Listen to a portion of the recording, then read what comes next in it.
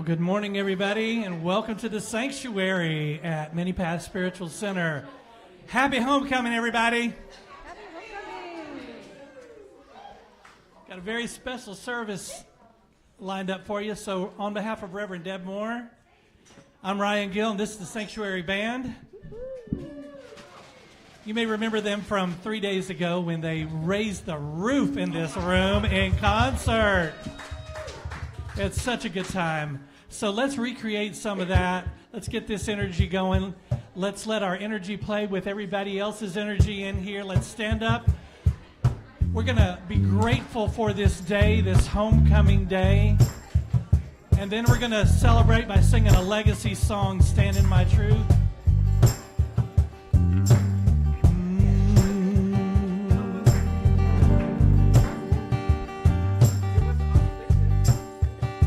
I want to say thank you. I'm so grateful. I want to say thank you for this day, Spirit. Thank you for this day. For this day, Spirit, thank you for this day. Beautiful, this beautiful, this beautiful day.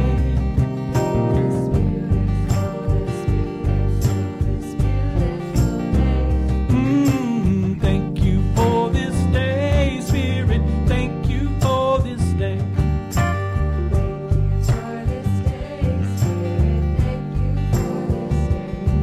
This beautiful, this beautiful, this beautiful day. This beautiful, this beautiful, this beautiful day.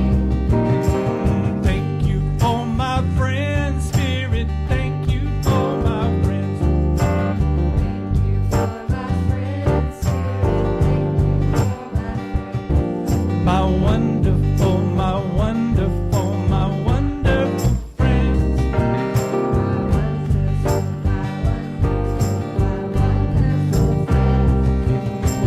Thank you for my friends, Spirit. Thank you for my. We'll just go with that. Thank you for my friends, Spirit. Thank you for my friends. My wonderful, my wonderful, my wonderful friends.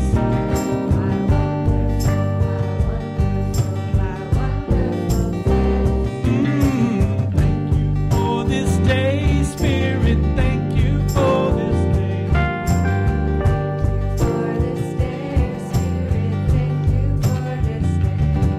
This beautiful, this beautiful, this beautiful day. This beautiful, this beautiful, this beautiful day.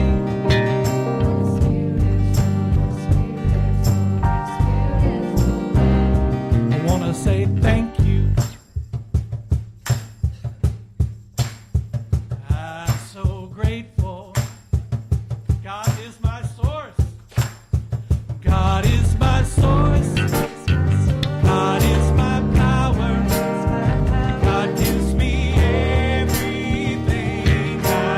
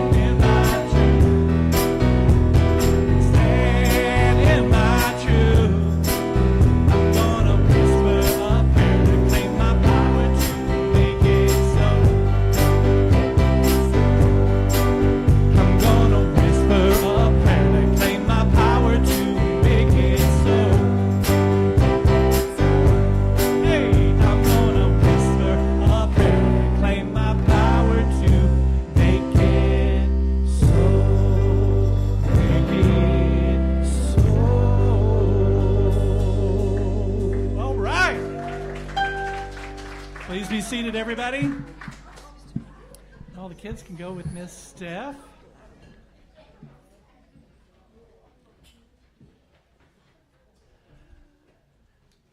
Wow. Good luck with all that, Miss Steph and Mr. Ben. And we appreciate you guys. Welcome to Mini Path Spiritual Center, everybody. We are so happy that you decided to come and be with us on Homecoming Sunday. The energy is palpable in this room. Reverend Deb, later on you can give us the definition of that word, because I have no idea. I heard it used somewhere, and I think it's important. But we're so happy that you brought your energy to play with ours today, because we're just going to have fun today. We're going to have a great service. We've got a great lesson and some great music. And then afterwards, oh, gosh, can you smell that? That's called a potluck. And when we throw a potluck, we throw a potluck. So excited for that. We've got some games and activities later on after the potluck. So please stay and enjoy this spiritual community that you have built. Yes. 1 year ago this month, we became Mini Path Spiritual Center. Yeah. We spread our wings and we took flight. And today we're going to honor where we came from and celebrate where we're going. Yeah. Yes. So it's always important to know our traditions and our legacy, because we are building a legacy for generations to come. And that means a couple of things. Generations means a couple of things, right? It means generations of human beings, young, middle-aged, old, whomever, wherever. And it also means that we're building a legacy of who we are as a community, a spiritual community, and the way that we affect each other's lives and we affect the community at large. So happy homecoming. I'm so glad for everybody to be here today. We are a vibrant spiritual community. We've got all kinds of stuff going on. It must be springtime in Tennessee. So, Frank, will you tell us what we got coming up? Hi, humans. Before I start with announcements, if you have a stole that says Community Cares, my friend, can you raise your hand for me? So I want you to look around and notice these people. These are the people that if you need something, if something is on your heart, if you're going through something, if you need affirmation, prayer, if you want to give them suggestions or whatever it is, these are the people that I want you to go to in order for us to kind of grow. I think your voice is very important as a community. So these are the announcements for Sunday, March 22nd. Join us in the potluck lunch with activities after our homecoming service this morning. What I'm going to ask you to do when we finish up here is for y'all to kind of congregate in the front room, so that way we can set up some tables and they can get everything set up there. Our annual youth egg hunt will be Sunday, April 5th, immediately following the service. We will be collecting plastic eggs filled with candies and prizes all month. Please place your donations in the middle classroom. The Happy Class meets every Tuesday at 6 p.m. Join us for a mindful mix of gentle movement supporting body and brain health. This week's class will feature a joyful fusion of gentle yoga, low-impact dance groove, and uplifting relaxation. Cost is $20. You can sign up in the front room. Sacred Satsang Circle with Reverend Deb this Thursday, March 26th. Discussion, reflection, and support with your loving community. I'm sorry, I'm getting over a infection. Metaphysical Monday, Thursday, April 2nd at 6:30. Many pass the interfaith observance of Monday, Thursday, and Good Friday. Come for a metaphysical homily, meditation, breaking bread and wine, and an optional foot washing. Monthly book club begins Thursday, April 9th at 6 p.m. All the information can be found on the bulletin board or in the front room or in your weekly happenings email. The first book will be The Let Them Theory by Mel Robbins. We will have our next membership orientation on Sunday, April 12th after the service, so that's 3 weeks from now. If you're looking for a place for you to call your spiritual home and a great community to put down roots, please consider deepening your commitment with us. The class will last about an hour, and a light lunch will be provided. Please see Ryan Gill or Rev Deb if you have any questions. Astro Chat with Valerie, Friday, April 17th from 6:30 to 8 p.m., 8:30. Next, we'll be exploring Mars, the ruling planet of Aries, as well as Saturn and Neptune, which are also in Aries, and how these transits affect you. Bring your dinner and let us delve into this together. No sign up needed, but it would be greatly appreciated. Want to be of service? Fix, clean, paint, or more? Let's tackle this temple, shine this shrine, and polish this parish up. Saturday, April 18th from 9 to 1. Be a part of Gay Imps. You want to be a gay imp? Grounds and yard improving many past space. Working. We're going to have a hoot nanny. All activity or meeting links and contact numbers can be found on the website, Weekly Happenings, Google Calendar, or you can always email your church. One of these days I'm making t-shirts that says And on the back just Thank Hoot you. Nanny. Hootenanny. Yep, I like that. It's an acronym. Gill's by the bluegrass. It's Yeah.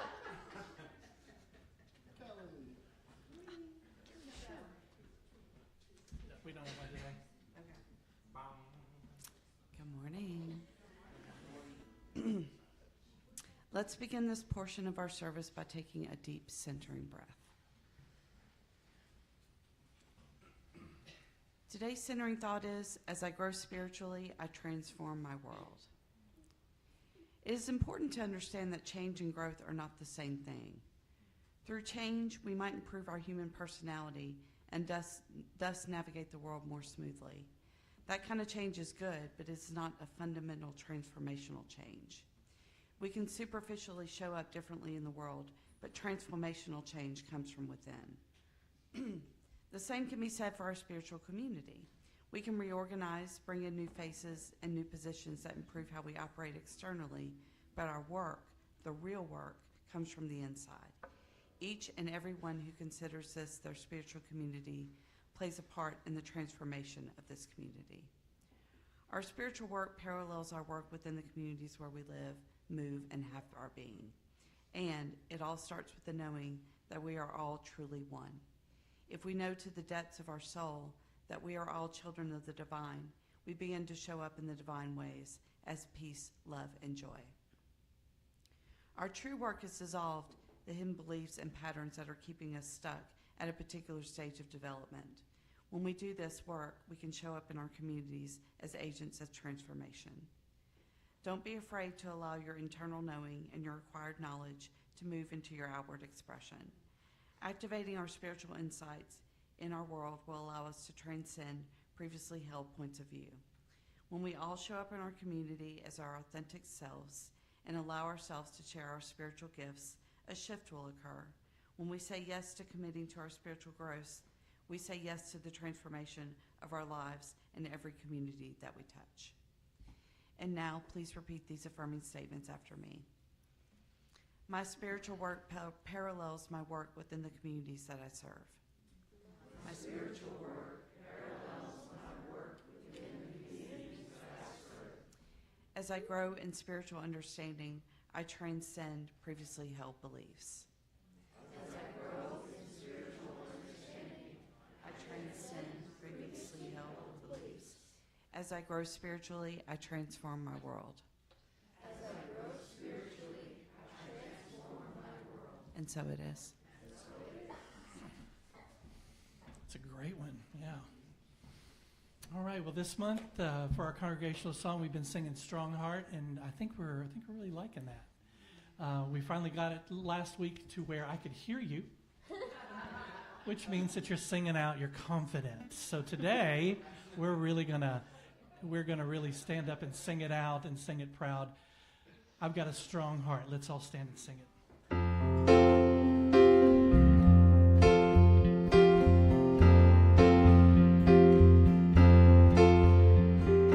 Lately I've been noticing how much I've been blessed with people to love, peace of mind, and happiness.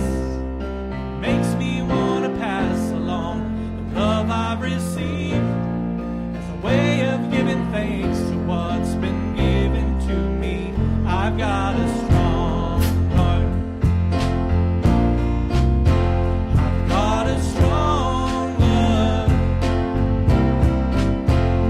And I'm ready to use the gifts I've been given to make this world a better place to live in. Ready to use the gifts I've been given to make this world a better place to live in. I used to have a need for more that bordered on greed. I looked around and saw that I had all that I need. Thought I had to have it all before I could share. All around the time to give has always been there.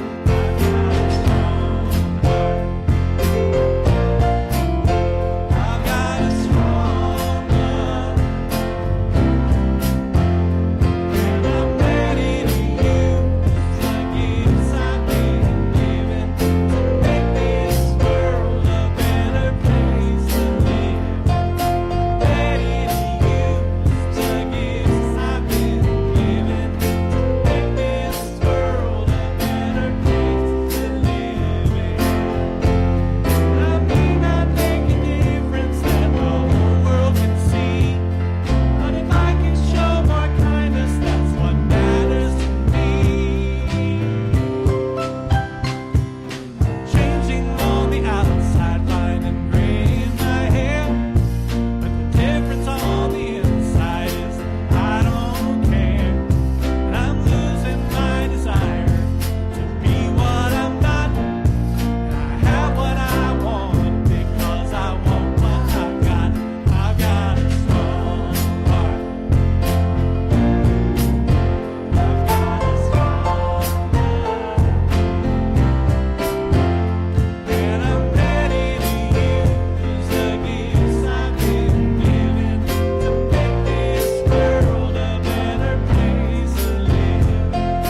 Ready to use the gifts I've been given to make this world a better place to live. One more time, I've got a strong heart. I've got a strong love. Ready to use the gifts I've been given to make this world a better place to live. Ready to use the gifts I've been given to make this world a better place to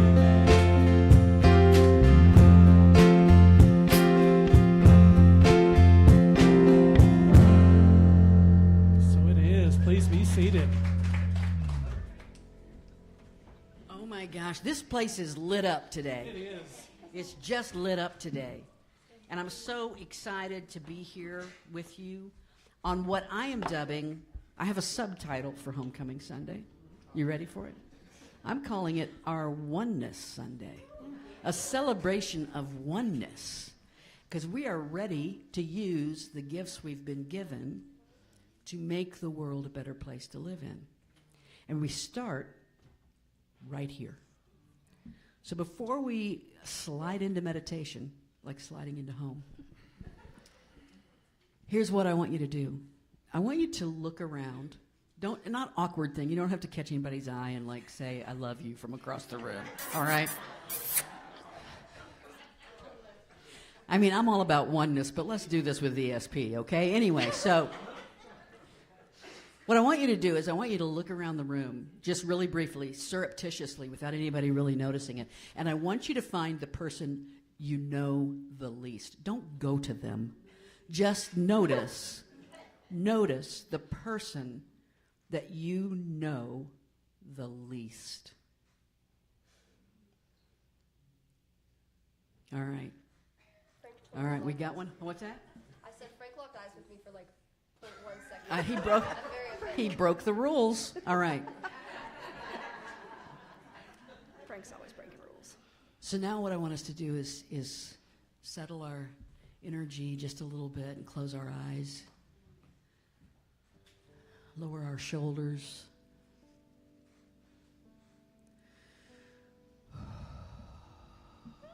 Maybe take a deep breath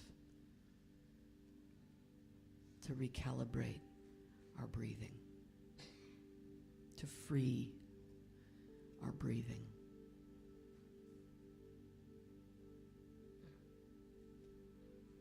And I want you to picture the person that you identified just a moment ago.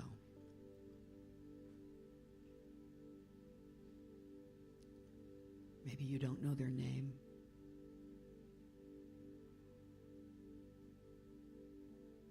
Maybe you think, I've never seen them before. I don't remember ever seeing that person. Maybe it's hard for you to even keep their face in your mind.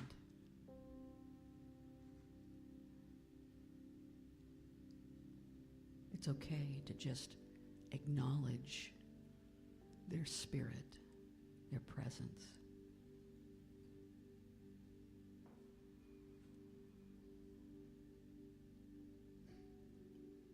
And in your moment of stillness from deep inside your own essence, take just a moment to send them the greatest love you know.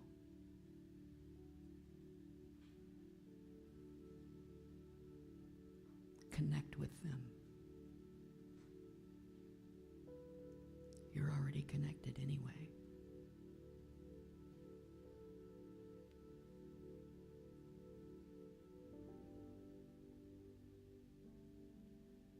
Send them a metta prayer. May you be happy. May you be whole. May you be free. May you be at peace.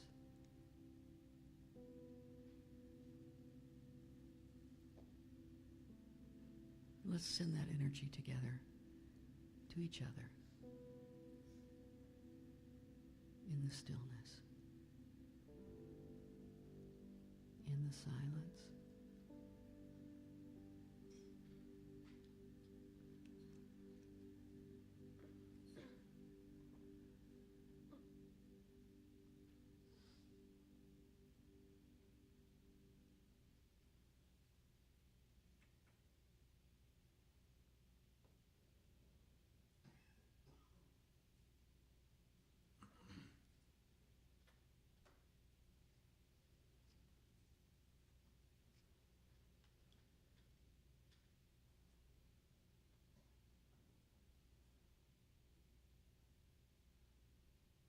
The surest way to know love is to give it.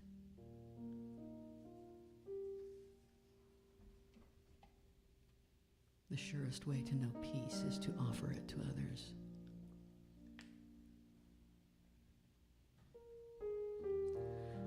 The surest way to build community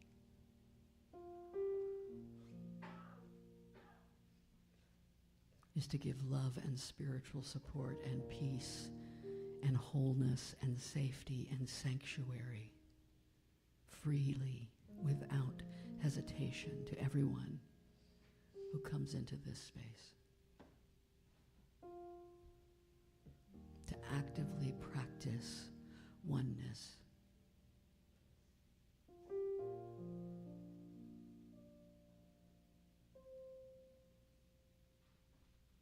We heal ourselves so that we may offer healing to the world. We seek our own awakening so that we can help others awaken. We shine our own light so that others can see to find theirs. We walk in the light. And we do it together. That is enlightenment. So it is.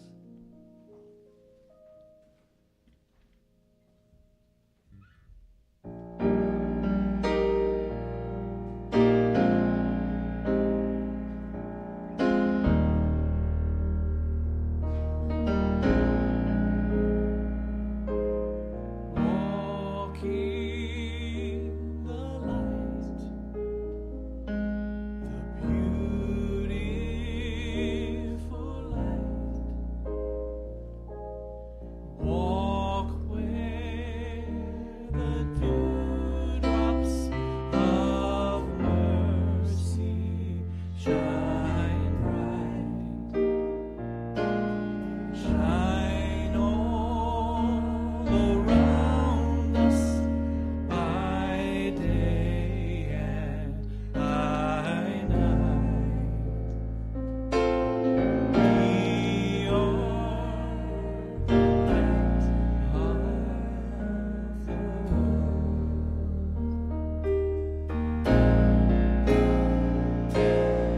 Walking the light, beautiful light. Walk where the dewdrops of mercy shine bright. Shine all around us by day and by night. We are the light of the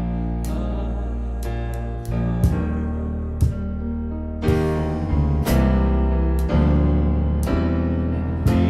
Living the beautiful light. Live where the dewdrops of mercy shine. Shine all around us by day and by night. We are the light. We are the light. We are the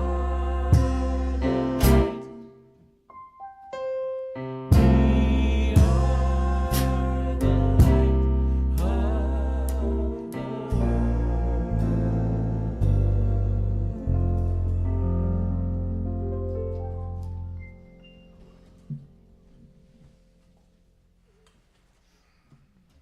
Oh my goodness. Who was here Thursday night for this concert? It was so amazing. For those of you who missed it, you missed it. Because let me just tell you, it was. I told Ryan this morning, and I know I can be prone to exaggeration, but I'm not exaggerating when I say that it seemed like, it felt like, to me, it was somewhat similar to, it felt like, I've got a little ringing. Is that thing sitting on the soundboard? Let me just double check. Thank you. Thank you. It was the highest energy, most connected feeling of oneness that I think I've ever had in this community. Yeah, yeah. It was a beautiful, beautiful night. It was special.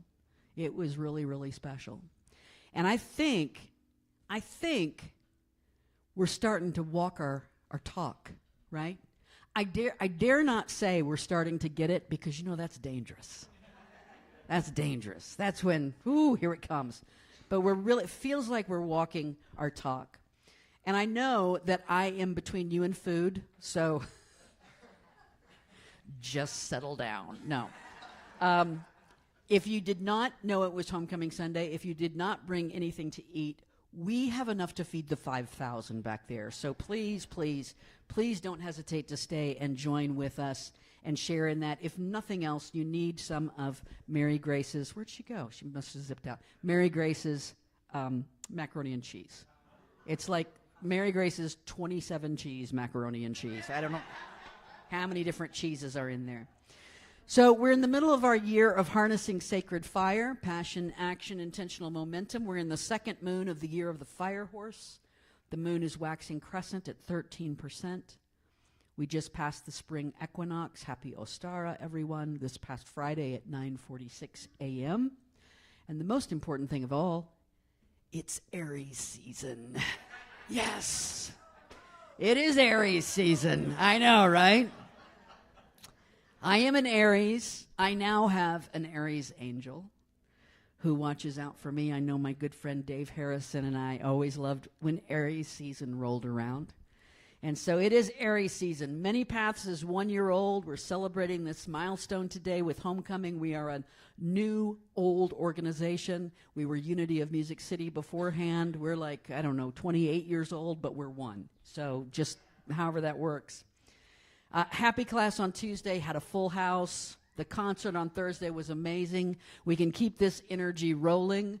I hope you'll consider joining us for Satsang this Thursday. Satsang means truth, community, right? When truth comes together in community. And so join us then if you are able to do so. And today's talk is called Coming Home Together. In the year of the fire horse, the energies that we tend to talk about are those energies of passion and action and momentum. And we've been using the imagery of a racehorse, right? This incredible stallion racing that is having this kind of individual glory, if you will. We're focusing then the first part of the year on preparation, being prepared for what is ours to do. But I think there's one really important consideration in the year of the horse to remember. And that is the horse is a herd animal. The horse is a herd animal. This differs a little bit from that independent, fiery, spirited action, but it goes along with it as well. They're naturally social. They rely on the wisdom of the herd. I gave them a shout out for your macaroni and cheese back there, Mary Grace. So. It is their natural instinct to live in groups for protection and stability and even mental well-being. There's a phrase, and I don't know what the phrase is. It's something like stable craze or stable something, whatever. And it comes when someone has a single horse by themselves for a long time, and they're not able to engage or herd with other horses, right? And so I want to tell the herd this morning a story. It's story. Homecoming is a good day for story time. So this is a story that's almost 1,000 years old, and it was written by Attar of Nishapur. His full name was Feridoddin Abu Hamed Muhammad Attar Nishapuri, or simply Attar, which means, in Persian, apothecary. An apothecary in those days could be an herbalist, a druggist, a perfumist, an alchemist, in all the ways that both scientific and mystically potions could be mixed, right? That was what attar meant. Attar also refers to rose oil. So you might have gotten some rose oil at a time that had the word attar on it somewhere. He was a primary influence on Rumi. Most of us know Rumi. I quote Rumi quite a bit. Rumi was 13 years old when Attar died, but yet they had met one another. And Rumi always said that Attar and one other person, I think it's Sanai. Anyway, two people who had the greatest influence on Rumi. And Attar was one of them. And Rumi wrote that Attar has roamed through the 7 cities of love while we have barely turned down the first street.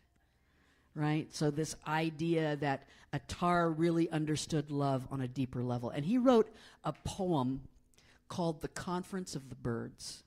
Right here. This is a translation by Sholeh Wolpe, and she's an Iranian-American poet, and this is a beautiful translation of this.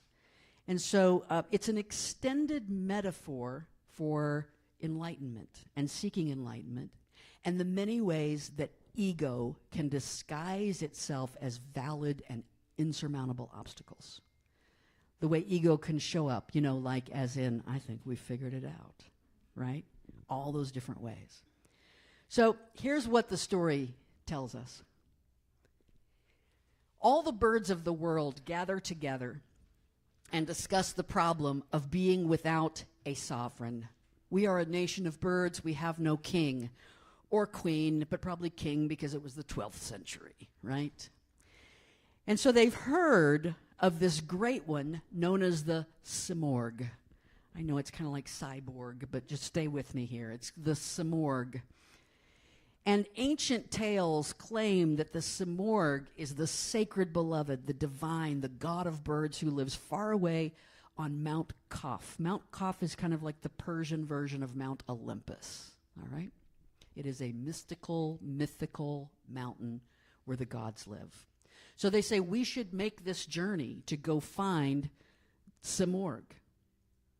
And so they know that it would be a difficult journey. I'm going to get to the journey in just a second.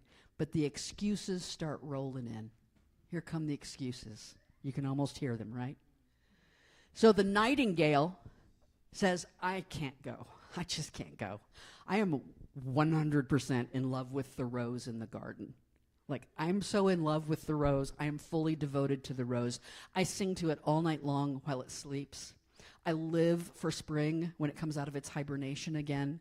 I fall deeper in love every morning when it blooms once more. I can never leave the rose, no matter what the consequences might be. Attar writes, so deeply intoxicated am I with the rose that my own existence is nothing to me. Anybody ever fallen deeply in love and used a phrase like this? You are the very air that I breathe.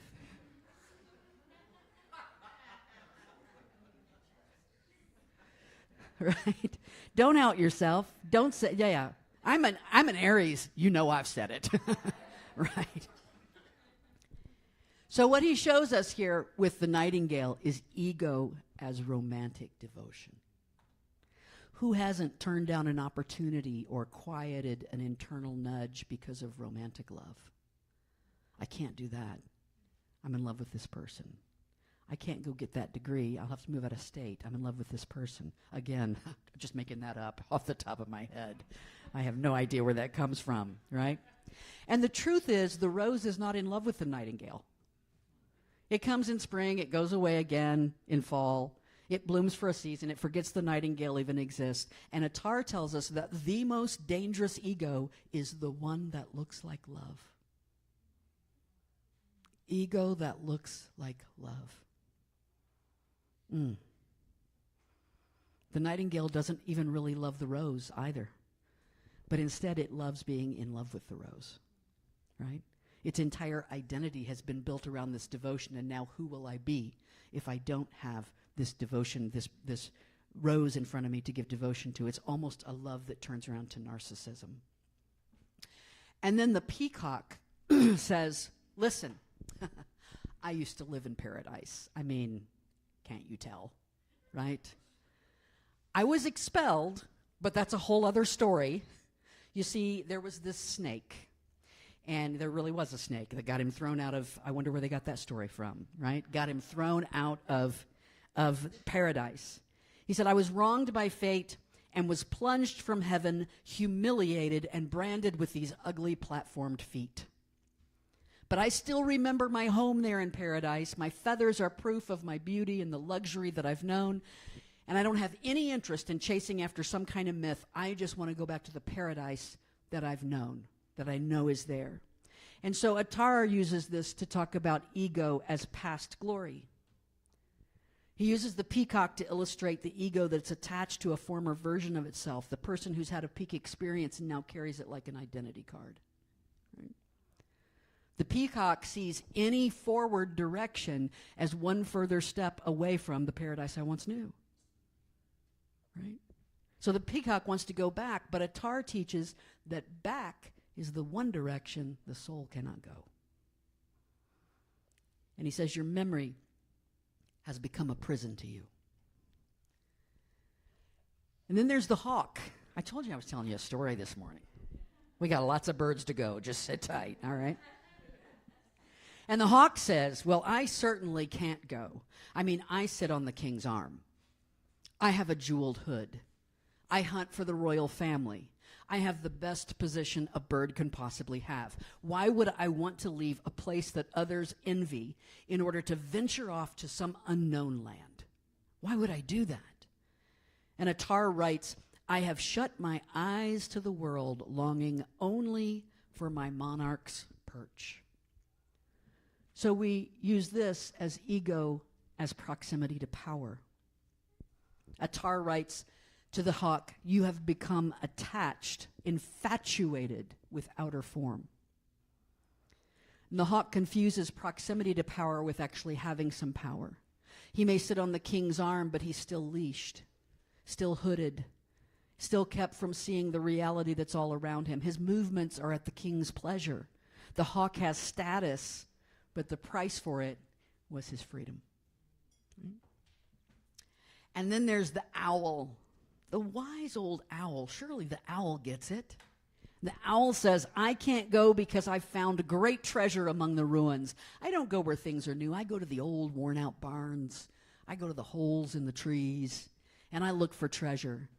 And I've found great treasure, and I will spend my life in darkness, protecting things that no one else can see, because I know where the good stuff is, and I'm keeping it secret. I'm guarding it. I'm hoarding it, right? Attar writes, when I stumble onto hidden treasure, this obstinate heart becomes unhooked, right? Have you ever gotten that excited about like a new car, right? Something that's mine. It's mine, I say. Ego as accumulation. And Attar shows that accumulation and enlightenment are opposites. And he doesn't ever say that things are bad or having a 401k is terrible. That's not the point. It's about the attachment to stuff, right, that will keep you from enlightenment. He writes, if your heart is flawed by love of gold, you will enter eternity with a face ugly with greed. Then he goes on to say, are you from the tribe who made the golden calf? Are you one of those who made that golden calf? And he teaches that hoarding is not just about wealth, but it can be with anything. It's like the person who's read 100 books but never shares any of their knowledge. It's like the person who makes sure and counts the hours that they meditate, like Scrooge counting coins, right? I'm keeping track. I'm hoarding these hours. The owl sits in ruins and calls himself rich. And then there's the duck. The duck says, you must be crazy if you think I'm leaving the water. Right? I perform ablutions steadfastly and open my prayer mat on the water. I'm obsessed with cleanliness and preening and ritual. This journey will be dusty and uncomfortable. I must be able to wash several times a day. My practice, my spiritual practice, is washing and dipping. That's what I do. And Attar puts in the words of the duck's mouth, puts these words in the duck's mouth, when the world weighs heavy on my heart, what do? I wash it clean. There's some wisdom in that. There's some wisdom in all of this until we make it an identity. Ego as a ritual purity. Attar teaches that this is the ego that confuses discipline with transformation. I do my practice. I take care of this. I sit in stillness every day, right? But maybe never going any deeper than a level I've found that's comfortable. But that's what I do every day, and I go back to the same place internally. Attar writes, water is for grimy faces. How long do you wish to endure as water does so many dirty faces? In other words, do you want to keep washing away the same habits, the same fears, the same worries? Or might you be interested in taking the journey that removes the need for washing them again and again and again and again? The duck is afraid of what might be underneath all of that washing, and so maintains proximity to water so they never have to face their own real dirt. The sparrow. In some versions, it's a goldfinch. I used a sparrow. The sparrow says, well, I'm sure you don't expect me to go. I am just a small little sparrow. I am too weak. I'm really insignificant. I mean, like, I don't think the great Samorg is even thinking about me. Probably doesn't even care if I show up. I would just slow everyone down. I mean, how could I even survive the journey? Look, here's what I'm going to do. I'm going to stay back and pray for you all, okay? I'm going to pray for you, your success. You go ahead and make the journey, and I'll just be here, holding the high watch. Ego as false humility is the one that Attar writes is the most offensive and insidious to him. It's the one clothed in modesty. The one who maintains I'm not ready as a permanent state of being. I'm not the one to go. Send someone else. It's not me. And what Attar writes is, I love this. Begin this journey. Say no more. Seal your beak. Everyone suffers. It's like my favorite line in the whole poem. Seal your beak. Everyone suffers. Get over yourself. Right? This journey is not about who you think you are. It's about knowing who you are. And your humility has become a refusal to be tested. A resistance to the journey. It's no longer enough for you to just work at the roadside way station wishing everyone well as they leave you behind, right? This journey is for you too. I got one more bird for you. The hoopoe. You ever heard of a hoopoe? That's because they don't live here. They live in Europe and Asia, but they are a real bird, the hoopoe. And this bird is different. This is the messenger for the visible and the invisible. This is the guide. The hoopoe is the one who has made the journey. Attar describes him as a wayfarer's cape hung from its shoulders. Right? Wayfarer is another word for journeyer, seeker. It's a honor to be called a wayfarer, right? And the crown of truth graced its head. The hoopoe is the one Attar has used to diagnose every form of ego and rebut the resistance of the birds, but he doesn't really argue with them.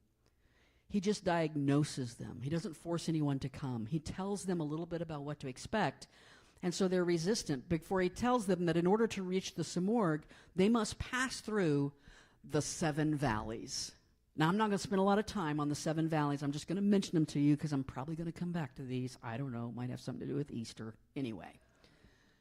They have to pass first through the Valley of the Quest, which is where the wayfarer, you and I, begins by casting aside all dogma, all belief, all unbelief, all attachment to anything. How many of you are sitting in this room right here because you took off the mantle of another way of thinking or seeing, right? Most of us. And so this is the Valley of the Quest we're going to go. I put all other expectations behind. And then the second valley is the Valley of Love, where reason is abandoned for the sake of love. True love, not romantic love. Pure love, true love. I learned to love one another. And then we move next to the Valley of Knowledge. And this is where worldly knowledge becomes utterly useless, and we start to seek out spiritual truth, spiritual knowledge. We become hungry for it. We go to workshops, and we read books, and we do everything we can. That is one of the valleys you have to pass through to get through to enlightenment, is what Attar is saying. And then we move into the Valley of Detachment, where all desires and attachments to the world are given up. And here is what we've known before as reality. This is where it kind of falls away and disappears. Now I'm losing my attachment. I'm not identified with anything old anymore. And then we move into the Valley of Unity, where the wayfarer realizes that everything is connected and that the beloved is beyond everything, including harmony or multiplicity or eternity or any great idea. We're moving into the place of pure oneness. And then we get to the Valley of Wonderment. This is where we're completely entranced. How many of you in meditation or during a song or at a moment just become overcome with the divine? Overcome with presence. There are times I'm sitting in meditation and I just start crying and I don't know why. And I know it's because somewhere there's just the purest connection that is happening. And I'm in the valley where nothing exists but awe. Nothing exists but incredible gratitude, right?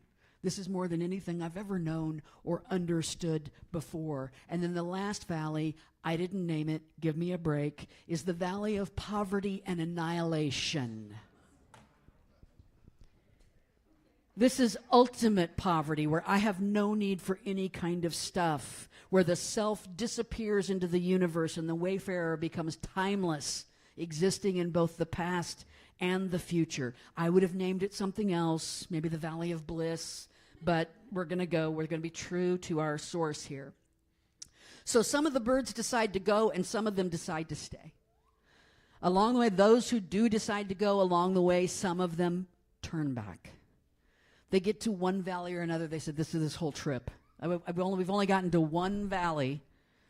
We've only gotten to one valley, and I'm exhausted. I'm going back home. Sometimes people get into the valley of love or the valley of detachment, and they go, this valley feels really good to me. I'm just going to build a nest here. I'm going to stay. I'm going to live here for a while, right? And so at the end of the journey, only 30 birds have completed the journey. Only 30 birds. 1, 2, 3, 4, 5, 6, 7. Only 30 birds. They reach Mount Kaf and the land of the Simorg. And I'm sure that they thought they might encounter something like this. Most likely, each one of the birds had a different vision of the Simorg in their head. I'm sure the duck Simorg looked a whole lot like a duck. And the peacock Simorg looked a whole lot like a peacock, right? And they imagine, they don't know what it's going to be, but they've all been journeying this whole way, awaiting some awe-inducing, great and powerful Oz. They're waiting for this big moment, but when they arrive, all they find is a mirror. They've traveled all this way, and they found a mirror because, you see, they weren't in search of a separate being they would finally meet. They went through each of these valleys of the journey to meet themselves, to meet the highest version of their own nature, the sacred essence that doesn't just make a duck and a peacock, but the presence within them that make them all birds and give them all bird life, right? Because you see, in Persian, Simorg means 30 birds.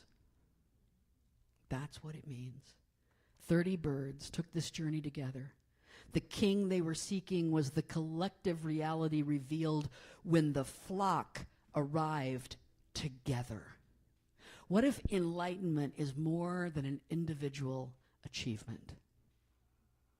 We've always learned that, it can be this very solitary kind of thing. Some people I know are solitary practitioners.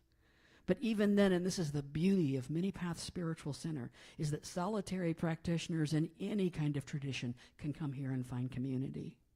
Right? What if enlightenment is actually something that happens in a field we create together? A field of love and awareness, a field of consciousness, created by a community of seekers walking together. The Buddha said there are 3 refuges, 3 places where you can find refuge.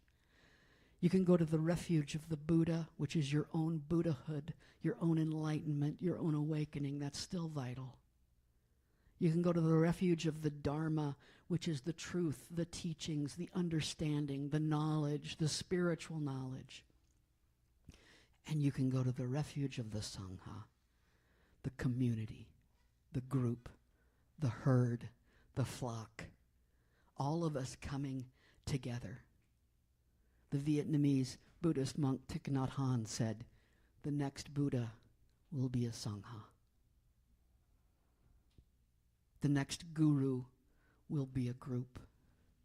The next Christ will be a band of disciples. The next Shiva will be a pantheon of sacred avatars. The next enlightened one will be the oneness of a community. As I've been kind of simmering in this all week long, and then Thursday night just absolutely drove it home I could feel that energy happening. I've been trying to figure out how all of these things dance together. The oneness, the individualness, the group, the community, the Sangha. And this is what came through. Oneness with Source comes through awareness. Oneness with each other comes through love. Oneness with Source in communion with each other comes through seeing each other and Source as one. Yours is the face of God. Yours are the hands of God. Yours are the feet of God for me. Your love is the love of God for me. And when we live from that place as a community, to everyone, the ones we don't know really well, I almost did for the meditation, find the person who most pokes your buttons. But I decided I'm just going to not even go there. It's Oneness Sunday. I mean, it's Oneness Sunday, right? But I got to tell you the truth. If you're in community with someone who pokes your buttons, that is exactly the person you take into meditation and you surround with love, not superiority, not I hope they see it. You surround them with compassion and kindness and love and peace, right? Why did we come here as differentiated beings if we all came from the same stuff, the same source? If we're all one to start with, that's the great question. Because we see clearly with contrast. We know the difference between black and navy blue when we hold them up to the light, right? We understand ease because we've known pain. We understand peace because we've known disturbance.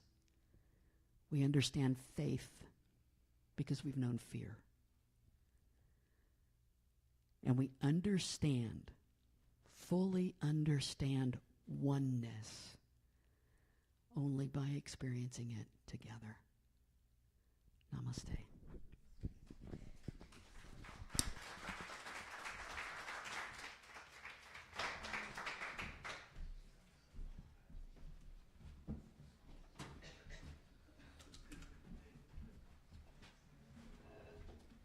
Thank you, Reverend Deb.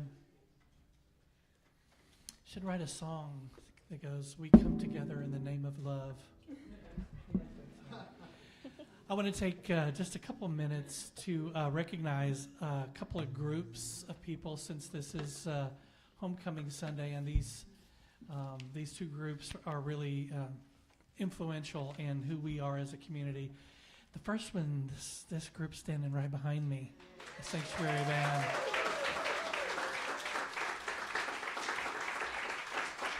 These guys come together. They volunteer about 10 hours a month to, that's just coming together. Whatever work they do on their own, to learn songs or to practice or whatever, is beyond that. So I want to say thank you to each of you. Oh my gosh, 5 years, wow.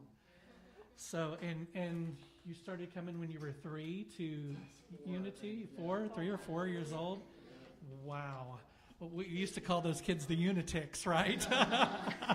Right? So yes, I mean, it's such a, when we walk in here every Sunday morning, it becomes expected, the quality that we have, but not everybody has the quality that we have, and we want to appreciate that. So as we have our potluck today and you see these people, give them a big hug of appreciation. We so appreciate them.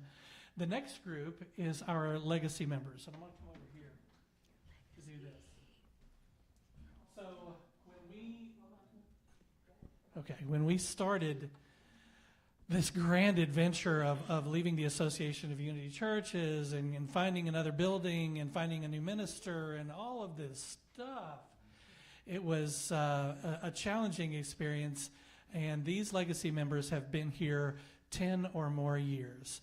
And they have been here with us through thick and thin, and I want to say a great, great appreciation to all of these people. Right here. We would not be here if it weren't for the love, care, prayer, meditation, everything that you have brought to this community. We're so grateful. So, yes, thank you. So, I'm not going to keep you guys any longer. Remind everybody that your paper donations go in the blue vase in the back. There's a PayPal code for PayPal QR code for PayPal donations. Remember to do that on your way out or whenever you get a second. If we don't have anything else, check your What's Happening on Tuesdays. That newsletter comes out in your email. Got so much cool stuff going on. Let's all stand up and say our closing prayer together. And remember, when we get done with our final song, We Let It Be, going out to the front room and we will reset this room and get prepared for a party. Daphne, will you lead us? All right, everyone. May I be filled with loving kindness. May I be safe from inner and outer dangers. May I be healthy in body and mind. May I find peace and be truly happy.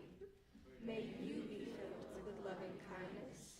May you be safe from inner and outer dangers. May you be healthy in body and mind. May you find peace and be truly happy. May all beings be filled with loving kindness. May all beings be safe from inner and outer dangers.